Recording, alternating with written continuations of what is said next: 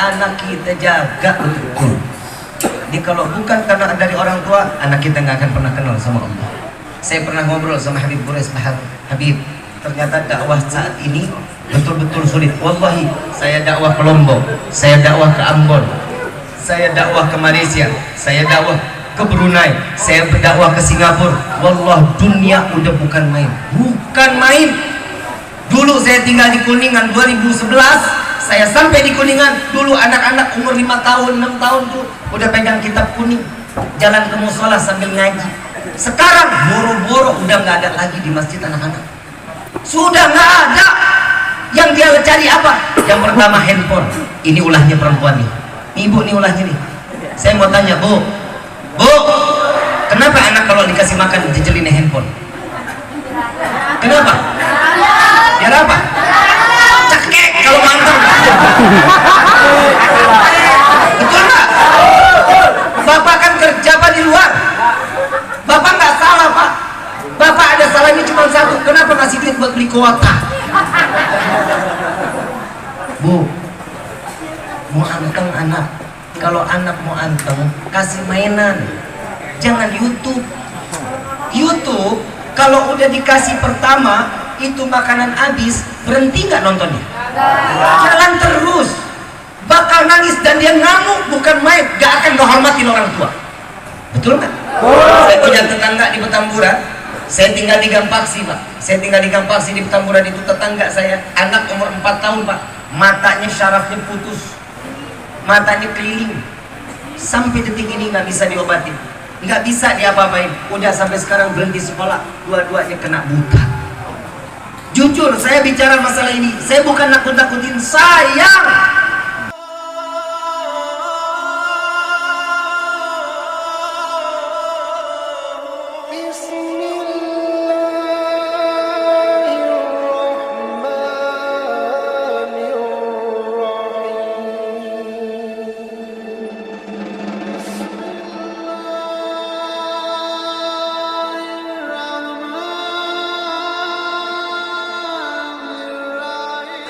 Duluan sebelum suami, kalau suaminya ada di depannya. Ini adab di dalam rumah tangga. Ini adab di dalam rumah. Jadi kalau ada makanan, ada minuman, tawarin dulu suami. Bapak minum dulu ya, atau saya minum. Tawarin, belajar dulu untuk tawarin. Tahu Rasulullah bilang apa? Engkau dulu ya Aisyah, diminum sama Siti Aisyah. Satu teguk sudah Rasulullah, lagi diminum lagi sampai 3 kali teguk. Diambil gelasnya, diputer-puter sama Nabi. Dilihatin sama Nabi. Yang namanya istri digituin kan takut. Ini ada apa nih? Ada yang ketinggalan apa? Apa kotor? Apa-apa? Was-was istri. Iya, apalagi dibilang bau.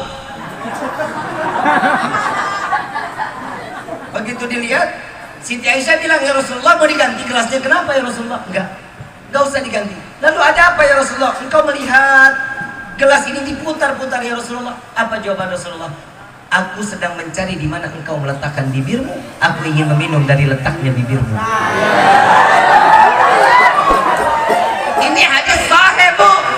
Nggak kayak elu minum sama laki dia bapak sama jorok. Nggak boleh begitu Bu, berkah. Pak, maaf ya Pak, saya mau tanya. Kita laki-laki disiapin bidadari di dalam surga, betul apa enggak? Ibu kurang ajar sama suami, bodoh amat, gak perlu juga. Bapak pilih istri apa pilih bidadari? Nah kan, nih orang undang gue biasanya rumah tangga retak.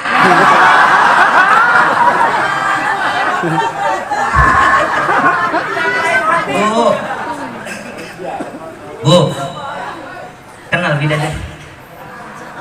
Enggak. Nih gue kasih tahu ilernya. Kita nggak ngomong bidadari, ilernya. Iler bidadari turun jatuh ke bumi, satu bumi wangi. Beda sama lu. Tenang Pak, istri kurang ajar, tenang. Apalagi yang milikin jenggotnya. Satu jenggot Bu, satu helai jenggot, satu bidadari yang bergelayutan Ibu. Siap yang punya jenggot, insya Allah besok botak lu. Oh, ibu bikin bikinin kopi buat suami dengan penuh keikhlasan, penuh dengan cinta. Bidadari cemburu, bidadari digigitin tangannya, bukan jarinya doang, tapi sampai sikut habis tangannya. Cemburu sama istri yang ngelayanin suami, apalagi di malam minta duluan. Coba. Pernah nggak kita duluan? Nggak pernah. Tuker sama mangkok. Lah ya namanya. Saya mau tanya, mangkok lebih manfaat gak? Pagi bisa jadi bubur ayam, siang bisa jadi tadangan sop, malam bisa jadi kobokan. Masa istri kagak bisa jadi apa-apa? Mincitin nggak? Mincitin nggak? Nggak juga. Suruh nyari duit doang. Ya Allah, Bu. Tahu nggak kata Nabi, wahai para istri, jadilah kalian pelacur suami kalian. Oi, pelacur.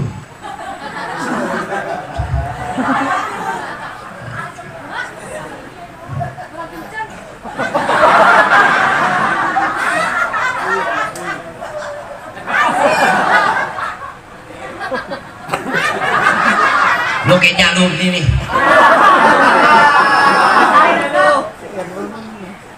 Tahu pelacur? Yang dijual laki apa perempuan? Laki perempuan? Nah sekarang laki kebanyakan yang jadi pelacur. Alah. Sugar daddy, sugar daddy.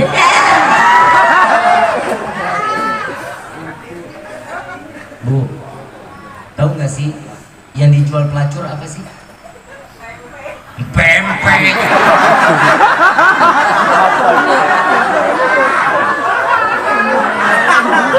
Otaknya kesana aja emang. Saya tanya sama bapak, lu nggak jawab gue tampol. Saya tanya sekarang, yang dijual pelacur apa? Tempe mendung. Bukan. Lu pikirannya pada ngeras lu. Itu bonus. Yang dijual sama pelacur apa? Perhatian. Bukan yang lain. Yang lain mah bonus, ada negonya. Kalau perhatian memang dasar dari hati, buat apa dapat jadi duit? Yang namanya pelacur, coba kalau kita lewat, begitu dipanggil om sini. Berapa deh? Sini ya, saya temenin. Ayo dah. Duduk, ambil korek. Waiters datang. Mau minum panas, mau minum dingin, apa mau dipanas dinginin? Beli yang dingin, ambil yang dingin, tolong kasih yang dingin, kata si pelacur. Dia duduk, ngerengkol di lakinya, ngerengkol. Sayang betul-betul, padahal bukan siapa-siapa. Nanya, kerja di mana ya? Capek hari ini kelihatannya, kayaknya lagi pusingnya ya. Iya betul. Habib kok tahu? Katanya.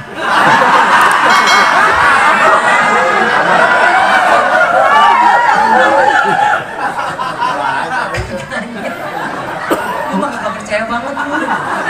Makanya gue tiap diundang ke Taman Sari nih, gue paling deg-degan. Gue belum lama udah pernah ke Taman Sari, pulang dijegat. Di stop tengah jalan. Om, 300 om.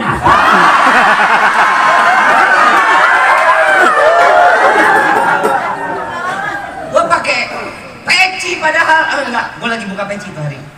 Enggak jadi taruh tuh.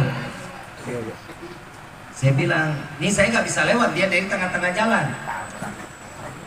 Oi, jangan di situ. Saya bilang gitu. Kalau mau ngomong jangan teriak-teriakan situ, orang lewat kan gue malu. Sini, samping gue. Kenapa sih Neng? Kenapa Neng? Buat penglaris dah. Neng, saya ambil peci Neng. Saya di Ustadz Neng. Oh Bapak Ustadz, ya udahlah gratis ambil berkah.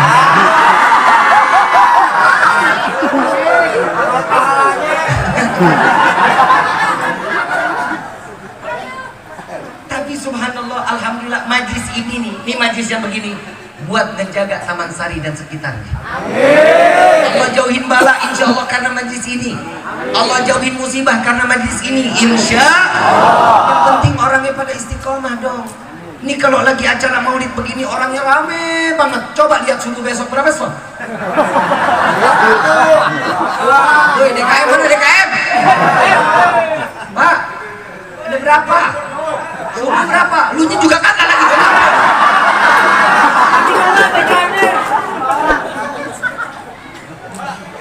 Tiga orang. WhatsApp 44. Main bola. Sadar, ngapa sih sadar? Kematian nggak tahu kapan aja, nggak tahu muda, nggak tahu tua, semuanya pasti akan mati. Gak ada orang yang hidupnya panjang umur. Lu kadang minta doa panjang umur kan? Mau panjang umur? Yang lain mati lu sendirian mau? Udah lalu minta jangan macam-macam, udah minta ya Allah ketetapan iman, mati husnul khatimah. Ini kadang kan suka orang kita nggak punya otak. Nabi Muhammad capek buat kita, darah-darah buat kita, lelah buat kita, antara hidup dan mati buat kita, doa yang selalu dipanjatkan buat kita, salat taubatnya Nabi buat kita, istighfar Nabi buat kita, bukan buat Nabi, bukan buat keluarga, buat nyelamatin kita di akhirat. Satu riwayat Nabi Muhammad SAW, malaikat Jibril beserta malaikat Israel datang kepada Nabi Muhammad SAW. Wahai si Israel, engkau datang kepadaku untuk mengambil rohku, atau engkau ingin berjumpa denganku, silaturahmi denganku? Ya Rasulullah, yang pertama aku datang dengan silaturahmi kepadamu. Yang kedua, aku diperintahkan untuk menyambut nyawamu. Jika engkau izinkan, aku cabut. Jika enggak, kami tidak mengizinkan. Menangis Nabi Muhammad SAW. Ya Muhammad, jangan kau tangisi. Lalu apa yang kau tangisi ya Muhammad? Bagaimana nasib umatku? Bagaimana nasib umatku wahai Israel? Allah mendengar rintihan Nabi.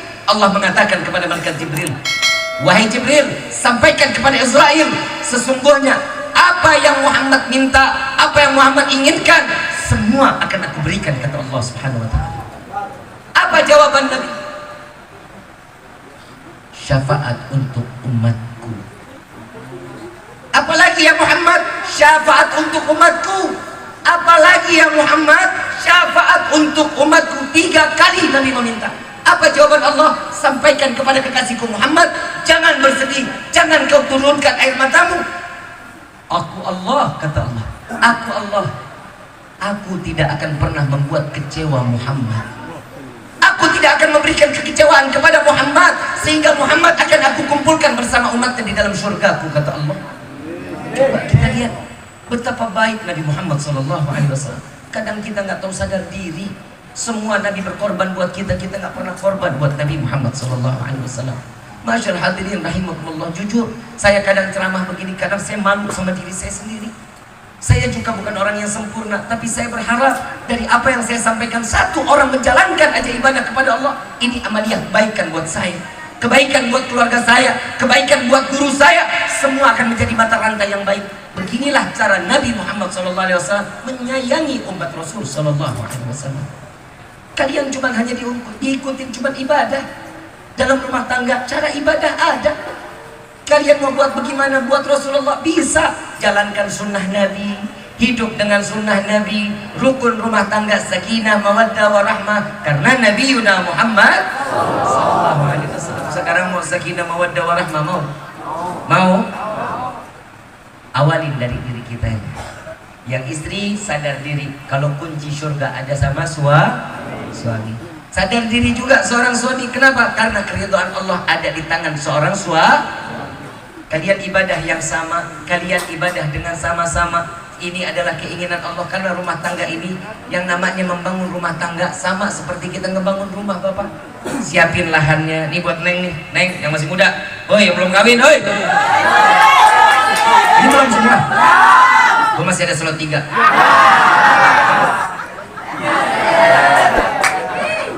Bini gue kan masih satu, masih ada slot 3 dong. Ya lu nanya gue baik lu lupa gue Arab.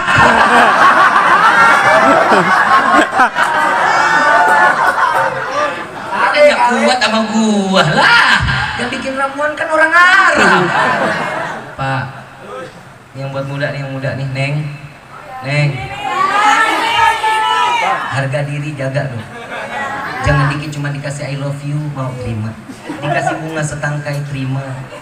Ya nauzubillah min dzalik, perempuan sekarang mah murah banget. Demi Allah murah banget. Dikasih bunga setangkai disimpan di kamar ampe ayu kan tolol. Enggak betul Pak, saya nggak ngomong bohong. Tanya kenapa? Ini ada kenangannya. Lu kenangan nih laki-lakinya lagi selingkuh. Model kayak begini nih ya.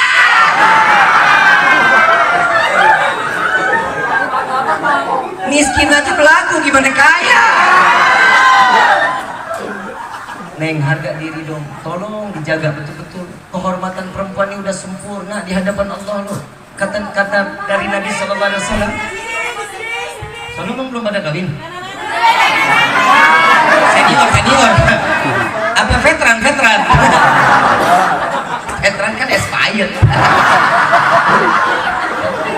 Makanya ini biasa.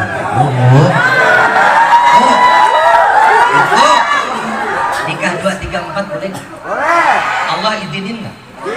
Kenapa ibu nggak izinin? Apa alasannya? Nih saya mau tanya sekarang. Sholat 5 waktu perintah siapa? Ada di dalam Al-Quran? Zakat ada nggak di dalam Al-Quran? Siapa yang bicara? Puasa bulan Ramadan ada di dalam Al-Quran? Siapa yang bicara? Pergi haji jika mampu ada di dalam Al-Quran? Siapa yang bicara? Jika itu semua kita nggak lakukan, kita termasuk golongan apa? Dosa bes. Nikah 2, 3, 4 ada di dalam Al-Quran? Siapa yang bicara? Kenapa lu nggak jalanin?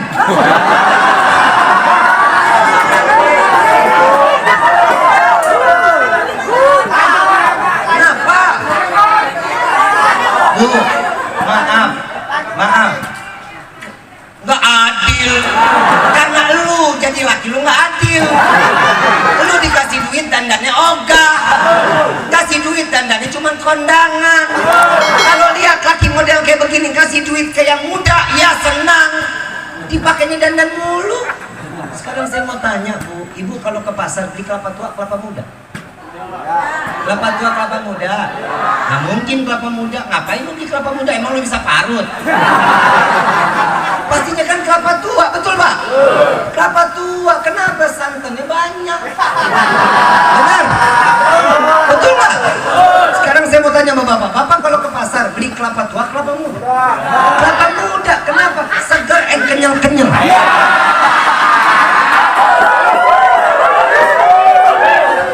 Ibu nggak terima? Ini ada di dalam kitab juga dijelaskan ukulujen, qurratul ayun, dijelaskan Ibu. Gak ada penghalang laki-laki nikah 2, 3, 4, gak ada penghalang. Kenapa harus izin sama suami istri? Gak ada, jalan aja.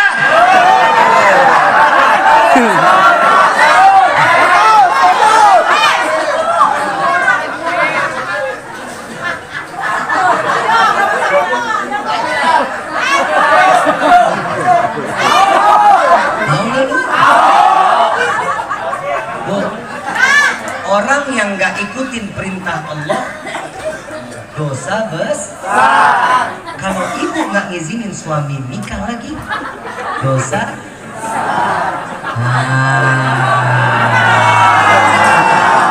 Tenang Pak, gue ngeliat muka lu udah senang banget. Bu, tuh lihat suami tuh, mukanya senang banget, ya kan? Coba ntar pulang sampai rumah ngeliat senep lagi. Tapi di dalam Al-Quran surat An-Nisa selanjutnya, jika satu sempurna cukup, jika kalian takut tidak berlaku adil cukup satu. Saya nggak salah-salah banget Bu, tenang aja. Saya ngelihat mereka ini punya kemauan tapi nggak punya keberanian. Karena temboga duit. Bu, Bapak, rumah tangga yang sakinah mawaddah warahmah. Tunjukin ke anak-anak kita, kita punya saling cinta antara satu sama yang lain. Ikutin Nabi dan Allah ada di dalam rumah tangga kita. Insya Allah selamat dunia akhirat. Insya Allah. Ibu bapak yang dirahmati Allah, saya mau lama-lama. Pengen saya lama.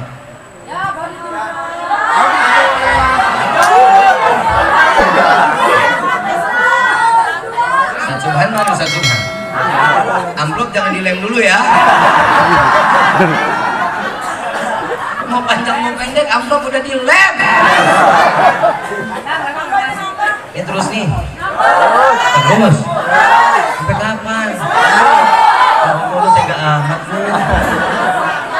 Gue dari Kuningan belum istirahat gua. Boleh ya? Lu. Gue sakit, lu temenin gue ya. Lu juga. Apalagi yang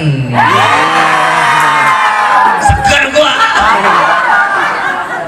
Ibu bapak yang dirahmati oleh Allah. Yang terakhir dari saya. Kenapa sih? Ibu cinta sama saya.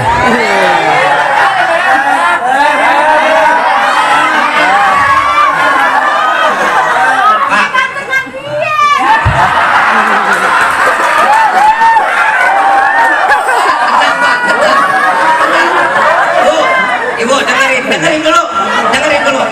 Ibu bisa jadi begini karena beliau. Ibu bisa sehat afiat karena beliau. Jadi rezeki halal karena doa ibu. Itulah rumah tangga. Anak yang mana? Anak yang mana? Anak yang mana?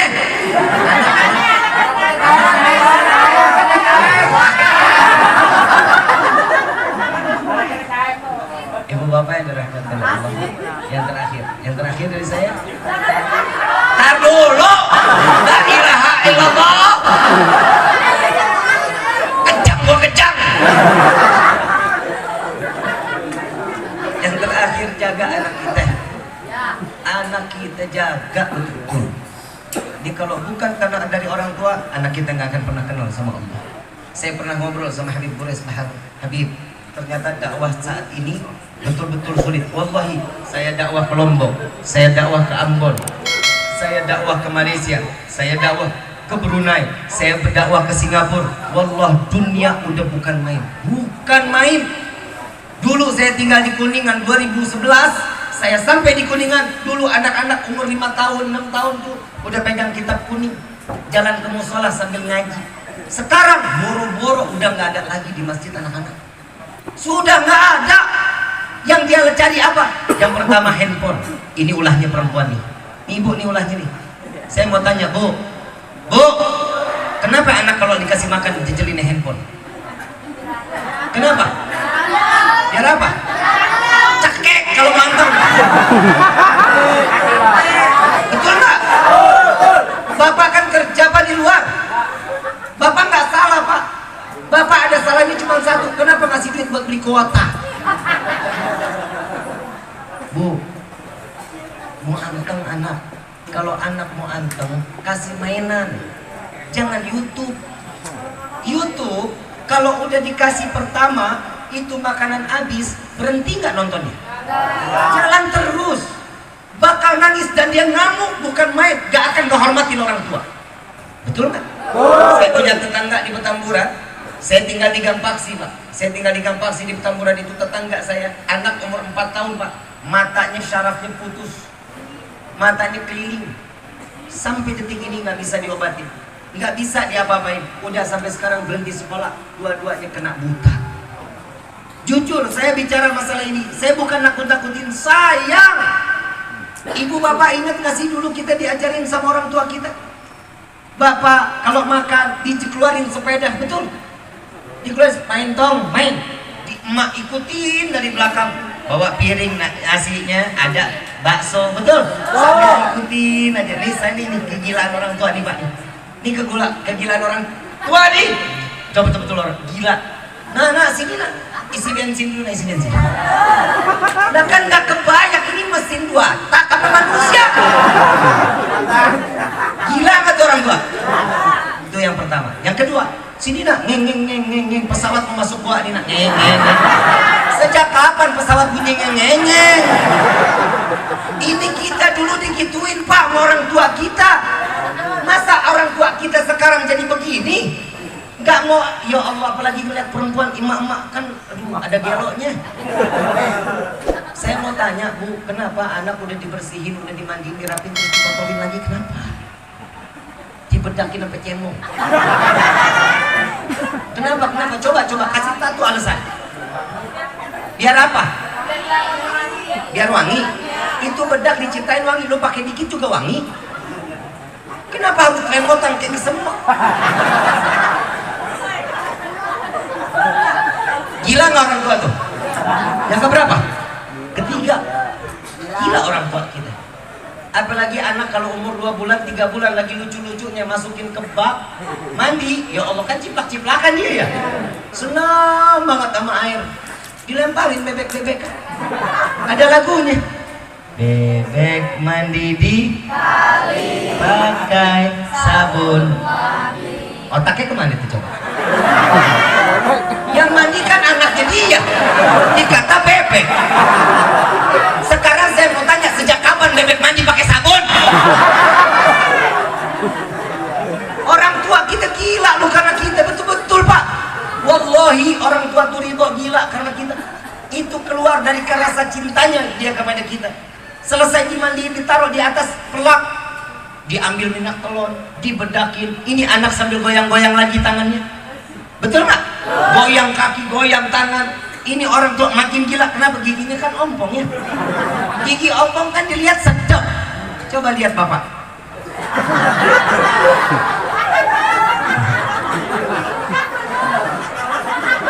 Makanya kalau melihat bapak-bapak atau ibu-ibu ompong sedap dilihatnya. Itu lagi dijoget-joget tuh anak, lagi joget-joget. Ada nyanyiannya Pak, sampai sekarang saya nggak tahu siapa pencipta itu lagu. Nang ning nina, nang ning nina. Siapa penciptanya itu lagu?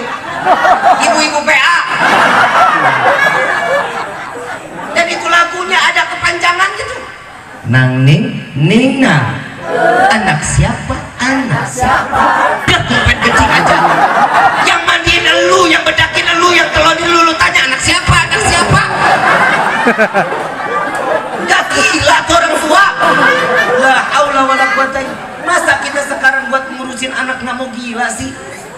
Kita dulu dikencingin, kita dibuang air besarin, gak pernah kita ngomelin. Gak pernah ada orang tua, mana ada di sini yang lagi pipis, yang lagi buang air besar. Semua pasti bakal ketawa. Iya Allah, mau dapat rezeki. Hubungannya apa? Hubungannya apa? Sama rezeki hubungannya apa? Dan nggak ada orang tua. Iya, anak kurang ajar, masih kecil udah ngeberakin, udah udah ngencingin, dibanting tuh anak kagak juga. Gak ada. Bu, tanggung jawab orang tua itu sampai yaumil kiamah, Bu Pak. Wallahi sampai luar. Ya Allah, anak itu fitnah buat kita dunia, fitnah buat akhirat. Maafin, saya mau ngasih tahu, kalau ada anak yang cerdas, pintar, bukan main, sama dibandingin sama anak yang bengal, tiap hari melewati rumah orang sambil gentengnya. Pertanyaannya beda, umurnya sama, tingkah lakunya doang yang beda. Beda juga. Pertanyaan dari orang beda. Yang bengal, yang tiap hari nyambitin genteng, yang ditanya, ih anak siapa sini? Betul nggak? Coba kalau melihat anak yang soleh, anak yang baik, akhlak. Sekolah di mana nak? Ngajinya sama siapa nak? Gak bakal ditanya orang tuanya siapa. Ini perbedaan pertanyaan, karena anak itu adalah fitnah dunia, fitnah. Nah itu bagaimana buat kita ini? Insya Allah mudah-mudahan Allah jaga anak-anak kita. Ya, ibadahnya dijaga, ya Pak, Bu, dijaga. Ibu jangan pernah ngehalangin. Kalau Bapak udah mulai tegas untuk anak yang gak ibadah, Ibu jangan pernah ngehalangin. Karena dulu saya pribadi jam 5 sore aja tuh udah digebukin, belum mandi, belum rapi, udah rotan, udah ke kaki, udah ke paha, udah ke pantat, udah semuanya. Saya tanya, mama di ibu kandung, ibu tiri sih mah. Betul Bu, boleh tanya mama saya loh. Ternyata ada obat di balik itu.